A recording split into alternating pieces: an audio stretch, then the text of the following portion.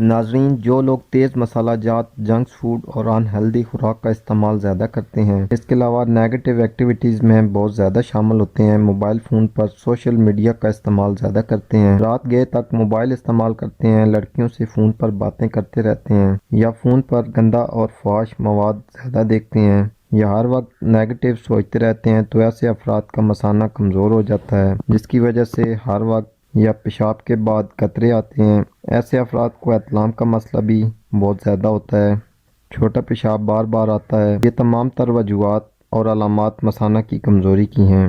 سب سے پہلے ان میں سے جو کوئی مسئلہ درپیش ہے یا جن غلط عادات میں آپ مشغول ہیں، ان کو جان کر دور کرنے کی کوشش کریں اور اکیلے رہنے سے گریز کریں، فیملی میں زیادہ سے زیادہ ٹائم سپینڈ کریں یا خود کو کسی کام میں مصروف رکھنے کی کوشش کریں، فارغ نہ بیٹھیں اور موبائل فون کا استعمال کم سے کم کریں، پانی زیادہ سے زیادہ پئیں، ہرے پتے والی سبزیاں زیادہ سے زیادہ استعمال کریں، سلاد میں پیاز، ٹماٹر اور مولی کھیرے کا استعمال زیادہ کریں، گرم اور تلی ہوئی اشیاء سے پرہیز کریں اور اپنے خیالات کو پاک رکھیں، پازیٹیو سوچیں، صبح کی سیر لازمی کریں کیونکہ صبح کی سیر سے ہمارے جسم پر پازیٹیو اثرات پڑتے ہیں، اور ساتھ ہمارا آج کا نسخہ استعمال کریں، مثانہ کی کمزوری دور ہوگی، بلکہ بار بار پیشاب آنے کا مسئلہ، احتلام کا مسئلہ، پیشاب کے بعد قطروں کا مسئلہ، سارے مسائل دور ہو جائیں گے۔ چلتے ہیں نسخے کی طرف، لیکن اس سے پہلے آپ سے ایک گزارش ہے کہ اگر ہماری ویڈیو پسند آئے تو لائک ضرور کریں اور ہمارے چینل کو بھی سبسکرائب کریں۔